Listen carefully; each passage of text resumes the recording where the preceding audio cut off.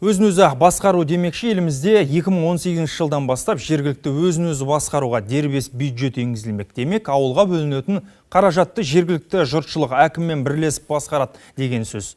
Бұл мәселе бүгін мәжіліс отырысында әбден талқыланды. Заң қабылданса, мұндай жүйе 2020 жылға қарай Қазақстанның барлық елді мекендерінде жұмыс істейтін болады.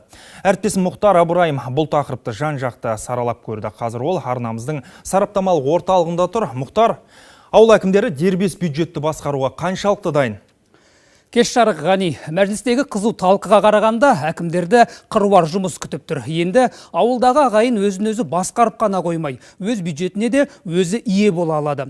Ауылдың алты ауызы бірлесіп, келісіп, кәдеге жаратады деген сөз. Жобаны әзірлеуші ұлттық экономика министрлігі депутаттарға алғашқы оқылымда заңның бүге-шүгесіне дейін баяндап берді. Айтпақшы, бұл Тимур Сүлейменовтің министр ретінде мәжіліс мінбесінен алғаш рет баяндама жасауы. Бірінші оқылымнан сүрінбеді. Дегенмен сын ескертпелер аз емес.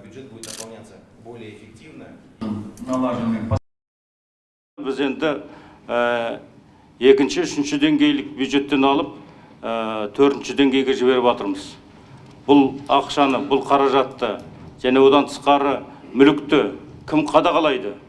Заң жобасында оның көпшілігін әкімшіліктің өзіне беріп қойыпты. Жергілікті жиналыстарда бюджеттік комиссия қарастырылған, олар кірістер мен шығыстарды бақылап отырады. Ауыл әкімі аппаратының деңгейі жоғары болуы шарт. Оның тәжірибеде қалай жүзеге асатыны үлкен мәселе. Сіздердің ұсыныстарыңызды ескере отырып, біз әкімдерге бағыт-бағдар беретін кітапшалар дайындаймыз. Заң жобасы пісіп жетілуді талап етіп отыр. Елді мекендерге берілген қаражат қомақты. Елімізде 2,5 мыңға жуық ауыл бар десек, оларға бөлінетін ақшаның көлемі 100 миллиард теңгеден асады. Демек, алдағы уақытта барлық ауылдардың дербес бюджеті осы мөлшерде қарастырылады деген сөз. Алайда мұндай қаражатты басқару тәжірибесі жоқтың қасы. Депутаттар осыған алаңдаулы. Қыруар қаржымен бірге коммуналдық шаруашылықтың жеке меншігін басқаруды үйрету керек. Өйтпеген жағдайда тиімсіз игерумен бірге жемқорлықтың орын алуы әбден мүмкін деп дабыл қақты. Бұдан бөлек бюджет қаражатын қадағалау жағы да ескерілуі тиіс. Бұл нормалар әзірге заңда көрсетілмеген дейді депутаттар. Егерде ол үкімет жаңағы заңды жүзеге асыруға дайын болмайтын болса, немесе дұрыс ақпараттық жүйесі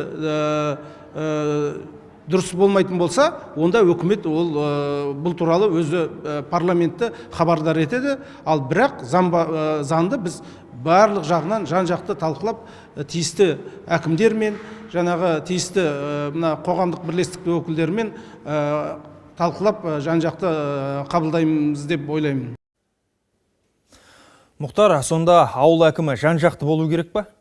Дәл таптың Ғани, қаржыны тиімді басқарып игеру үшін әкімдер әмбебап болуы шарт. Шынын айту керек, ауылда қаражатты басқара алатын заңгер, қаржыгер тапшы. Сондықтан депутаттар әкімдер мен әкімшілік қызметкерлерді оқыту мәселесін көтерді. Алайда оғанда қосымша қаражат қажет. Екінші оқылымға дейін ұлттық экономика министрі кемшіліктердің орнын толтыруға уәде берді. Ол өзі бухгалтер болу керек, өзі заңгер болу керек, өзі ертең экономист болу керек. Сондықтан да ертеңгі берген қаражаттарды мөлшерді түрде жыл сайын арнайы өзінің сатысатыны ауылдың дамуына өзінің үлесін қосуды деп ойлаймын. Облыстағы штаттық бірліктерді ескере отырып, әкімдер ауылдық немесе аудандық аппараттарды күшейте алады. Біз өзін-өзі басқаруды айтып отырмыз ғой.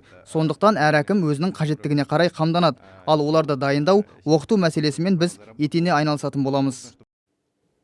Екінші оқылымға Тимур Сүлейменов барлық заңға қосымша актілермен келуі тиіс. Депутаттардың талабы осындай. Өзін-өзі басқару, бюджетті игеру болсын, барлық нормалар заңмен қатаң қадағалануы тиіс. Келесі оқылымға ауыл әкімдері де қатысуы мүмкін. Айтпақшы, мәжілісмендердің сауалдарына көбіне ресми тілде жауап берген министр журналистерге жарты жылда ана тілін толық меңгерем деп уәде берді. Ғани?